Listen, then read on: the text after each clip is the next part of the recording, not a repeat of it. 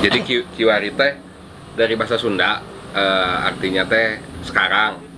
Terus kan kita buat kiwari farmers. Farmers teh petani, jadi petani sekarang atau petani masa kini. Ya kan secara biaya kan kalau petik merah lebih mahal kan. Kalau abres mah kan langsung gitu ya. Dan dulu juga awalnya sekarung misalnya ya, yang atas merah, yang bawah hijau. Bahkan ada batu dan lain-lain. Ya tapi udah pelan-pelan diedukasi bahwa kalau hijau mah rasa kopinya akan kurang enak gitu ya. Akhirnya pelan-pelan ya, karena ya tadi teh ada petani mah buat makan, makanya memang harus di-triggernya dengan contoh dan dengan oh ternyata ini juga menghasilkan gitu. Nah sekarang tuh kita lagi ngembangin kiwari instant coffee. Itu tuh jadi kopi bubuk instan yang larut di air tanpa ampas gitu. Nah, gitu.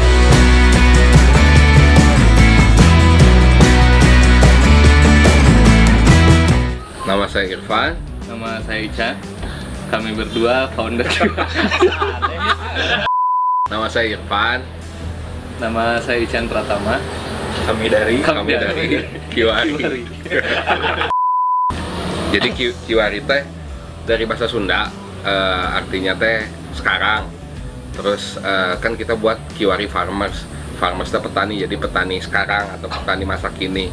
Nah konsepnya teh sebenarnya teh dulu salah satu tesis saya di Jerman ya tentang sustainable development in coffee community. Jadi ada 3 kesejahteraan di kiwari teh, ada kesejahteraan lingkungan, kesejahteraan hewan, sama kesejahteraan petani. Nah konsep itu kita terapkan awalnya di kebun di kaki Gunung Manglayang. Kurang lebih kita beli tanah itu 1/4 hektar tahun 2010. Terus tapi dengan konsep konservasi lingkungan gitu. Jadi kita nanam kopi, nanam naungan juga. Jadi nggak pola tanamnya itu beragam. Terus berkembang seiring dengan itu kita buat warung juga, warung kopi kiwari. Jadi buat kebun sama buat warung. Kenapa? Karena kita pengen si nilai tambah dari kopi ini nilai tambah terbesar gitu.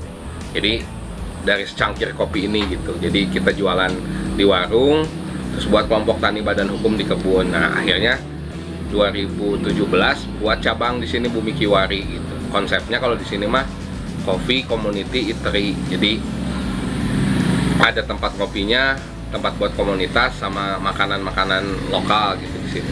Ya, jadi awal mulanya mah ya itu tadi cuman beli 1/4 hektar lahan untuk ibu saya kan kerja, jadi Sabtu Minggu tuh untuk mancing di sana, terus untuk nanam, tapi nanam kopi. Kenapa? Karena kecenderungan di sana teh lahannya lahan miring. Gitu. Cocok banget ditanam kopi sama tanaman-tanaman naungannya. Terus berkembang gitu ya, kopinya udah panen. Terus sayang kalau cuma dijual mentah gitu. Akhirnya diolah sampai buat warung kopi supaya nilai tambahnya tadi buat petani itu lebih banyak gitu kan. Kita ada kelompok. Jadi keuntungan di sini tuh bukan buat kita aja kiwari di hilir, tapi buat di hulunya. Jadi memang tujuannya awalnya karena senang dulu sih. Kita kebetulan dari keluarga petani, kakek kita petani kan. Saya tuh Ican tuh adik sepupu saya. Jadi kita asalnya dari Ciwidey, kakek kita petani sekaligus guru. Terus ibu saya juga lulusan pertanian, bapaknya Ican juga lulusan pertanian sama. Jadi memang mungkin ada darah petani lah gitu. Jadi coba berkebun tapi dengan konsep kekiniannya tuh seperti apa, konsep kiwarinya tuh seperti apa ya tadi gitu, menerapkan 3 kesejahteraan tadi. Dari kebun itu kami tuh bikin 2 cabang, yaitu Kopi Kiwari sama Bumi Kiwari. Nah di Kopi Kiwari kalian bisa nemuin kopi-kopi yang diseduh secara manual. Kopinya hanya dari Jawa Barat saja, dari petani-petani Jawa Barat, dari roastery-roastery yang roasting kopi dari Jawa Barat. Diseduh secara manual, butuh waktu sekitar 5-10 menit untuk siap saji sambil nikmatin pemandangan atau city view dari atas sini ke kota Bandung. Nah di Bumi Kiwari kita ngumpulin lebih besar lagi sebenarnya. Kita pengen rangkul juga para komunitas yang bisa hadir di sini, para pelaku industri di kopi, di pertanian dan lainnya gitu ya, di tempat ini sekalian makan, sekalian juga sambil ngopi kayak gitu. Nah, untuk si Bumi Kiwari sekarang ini sedang berusaha untuk mengembangkan si lahannya agar lebih produktif lagi. Jadi sebagian lahan kami di Bumi Kiwari dijadikan kebun permaculture. Nah, kebun permaculture mungkin nantinya harapan kami bisa jadi supply makanan ke kitchen kami yang nantinya berpengaruh terhadap menu-menu yang ada di Bumi Kiwari. Mungkin nantinya jadi seasonal menu sesuai ada yang ditanam di kebun kami kayak gitu. Nah, tadi kan luasannya asalnya 1/4 hektar, sekarang udah kurang lebih 25 hektar. 21 hektar di lahan perhutani, itu terbagi-bagi di lahan anggota juga. Terus 4 hektar yang lahan milik pribadi gitu. Di sana di 4 hektar itu kita juga buat lahan coffee experience. Jadi salah satu revenue stream kita adalah agrowisata kopi gitu. Jadi kenapa ya? Karena memang kan kalau kopi di Jawa Barat kan 6 bulan ya, 6 bulan panen, 6 bulan berbunga. Nah, di saat masa 6 bulan berbunga ini, ketika para pekerja tidak ada kerjaan yang menumpuk, nah salah satu revenue streamnya itu yaitu ada wisata ke kebun kopi. Kita ngelihat peluangnya kan banyak coffee shop nih di Bandung, di Jakarta dan lain-lain, tapi para baristanya itu nggak tahu gitu pohon kopi itu seperti apa sih gitu. Nah, dengan adanya coffee experience ini bisa ada edukasi plus ada revenue stream juga dari situ gitu ke Kiwari sendiri gitu. Kalau coffee experience gitu tuh lebih detailnya, lebih ngejelasin ke para pelaku industri kopi gitu ya, khususnya. Sebenarnya industri lain pun bisa ikutan coffee experience gitu ya, dari customer lainnya bisa ikutan coffee experience ini. Kita datang ke kebun, nanti kita lihat pengenalan di kebun itu seperti apa, cara pembenihan, terus mulai dari perawatan sampai nanti kalau beruntung ada di processingnya juga gitu ya, processing seperti hulling, terus pulping dan lain-lain. Terus nanti kita juga sharing tentang Kiwari itu apa gitu ya, terus bisnis kita seperti apa dengan pendekatan yang tradisional gitu. Di sana kita ngaliwat makannya gitu ya, terus di sana juga mungkin bisa leyeh-leyeh dulu gitu sambil nunggu sampai sore. Dan di sana tuh nggak ada sinyal, jadi kita bakalan intim banget gitu ngobrolnya kayak gitu. Terus ya memang yang value yang pengen kita sharing teh adalah bahwa dalam berlaku kita juga harus memikirkan bukan hanya cuan gitu, tapi efek dari perlakuan kita itu terhadap alam gitu, termasuk dalam berbisnis. Jadi pengen sharing tentang itu sih sebenarnya gitu, karena perjalanan ya saya kan S1 di Unpad, terus S2 di IPB dan di Jerman ngambil Sustainable Agriculture, terus lanjut pas 2019 kemarin belajar permaculture di Bumi Langit. Nah, ketika saya sudah mempelajari pertanian dari mana-mana, ternyata saya nyamannya tuh di permaculture gitu. Meskipun secara cuan ya nggak bisa langsung instan menghasilkan cuan, tapi secara perlakuan ke alam, secara etika ke manusia juga itu dilakukan. Nah, itu yang pengen kita sharing juga ke customer di sini, terutama ke customer coffee experience gitu. Pelan-pelan berbagi pengalaman bertani secara permaculture gitu. Kalau di kebun itu ada 2 varietas, ada Lini S 795 sama Sigara Rutang di kebun tuh. Nah, dikembangin ke 3 proses, yaitu proses full wash, terus proses honey, sama proses natural. Kalau untuk di kebun kita sendiri kayak gitu. Memang kan yang awal mula kan 2010 nih, waktu dulu saya masih kuliah di Unpad, terus bantuin ya gitu-gitu doang sih, bantuin foto-foto doang ya. Nggak ya cuma nanem gitu ya. Terus di saat ngobrol sama petani teh, sok atuh Pak melak kopi gitu ya, pada nggak mau, karena petani mah bukan ngomongin lingkungan atau apa, tapi bisa makan nggak besok deh. Kalau kita kopi kan 2 tahun sampai 3 tahun nunggu dulu baru berbuah. Tapi kalau sayuran 3 bulan 4 bulan langsung panen. Cuman kan kalau sayuran di lahan miring tanpa dibuat sengkedan atau terasering atau tanpa ada pohon-pohon tegakan, ya jatuh-jatuhnya kayak sekarang, erosi, longsor, banjir dan lain-lain. Tapi ya prinsipnya sih kan yang terbaik teh dengan contoh, ya kita lakuin dulu aja.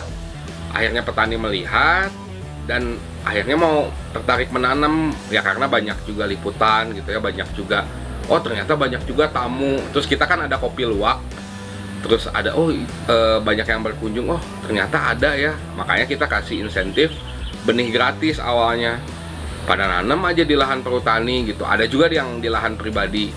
Ya akhirnya pas mereka merasa oh beneran ada cuannya, tapi baru dimasukin tentang lingkungannya gitu. Dan awalnya sih dulu saya dan ibu saya teh pertamanya kayak apa, penyuluhan gitulah nih. Nah sebelum kopi 2 tahun menghasilkan teh bisa loh tumpang sari dengan dulu kayak cabai gendot, asparagus dan lain-lain gitu, bisa sebenarnya. Tapi yang penting ya kita contoh dulu gitu, dakwahnya dengan contoh gitu. Nah terus yang kedua, kalau misalnya masalah pengolahan, memang sekarang juga kebanyakannya masih jual cherry, tapi ada juga yang sebagian yang jual gabah yang udah punya cooper. Tapi tetap kita kita quality control lah gitu ya. Quality controlnya harus sesuai dengan proses, sesuai dengan standar kita. Nah kayak gitu sih. Jadi terus yang awal-awal lagi yang lucu kayak petik merah nih Pak gitunya. Nah petik merah dengan petik di rorot gitu ya, di abres, ya kan secara biaya kan kalau petik merah lebih mahal kan. Kalau abres mah kan langsung gitu ya. Dan dulu juga awalnya sekarung misalnya ya, yang atas merah yang bawah hijau, bahkan ada batu dan lain-lain ya. Tapi udah pelan-pelan diedukasi bahwa kalau hijau mah rasa kopinya akan kurang enak gitu ya. Akhirnya pelan-pelan ya, karena ya tadi teh ada petani mah buat makan, makanya memang harus di-triggernya dengan contoh dan dengan oh ternyata ini juga menghasilkan gitu, tapi tanpa merusak alam. Nah apalagi sekarang lagi edukasi lagi ke organik, kita kan udah mulai coba lah. Kalau kita misalnya pakai urea gitu ya atau kimia kan ngangkut berapa karung untuk berapa hektar gitu. Tapi kalau kompos gitu ya atau pupuk kandang kan berkarung-karung gitu. Bayangkan di terjal gitu ya, di lahan terjal, lahan miring ya, biayanya lebih mahal. Cuman kan ada biaya-biaya yang tidak terlihat gitu ya, hidden cost kalau kita pakai kimia terus gitu. Ya apa ya, tanah jadi rusak dan lain-lain. Makanya masih rada ya, kita kalau disebut organik ya belum, karena susah masih pelan-pelan lah gitu, lalaunan gitu sih.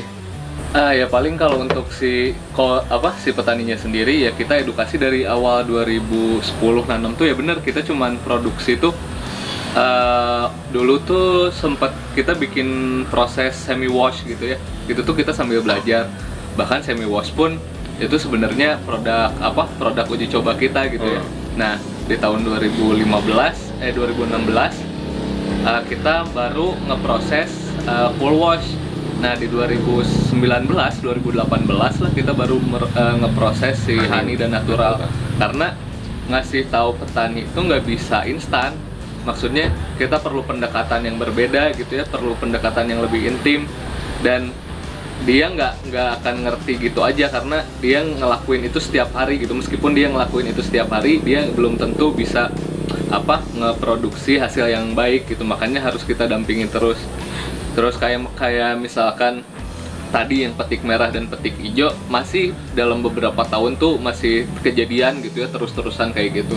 Diedukasi bahwa ya petik merah itu sebenarnya lebih menguntungkan dari petik hijau gitu ya, selain dari sisi berat karena si cherry-nya ini kan lebih banyak kadar airnya gitu ya. Kalau yang petik merah dibanding petik hijau, dia pun bakalan lebih banyak dapatnya sebenarnya gitu kalau hitungannya per kilo gitu ya. Jadi kita edukasi terus-terusan gitu dengan pendekatan yang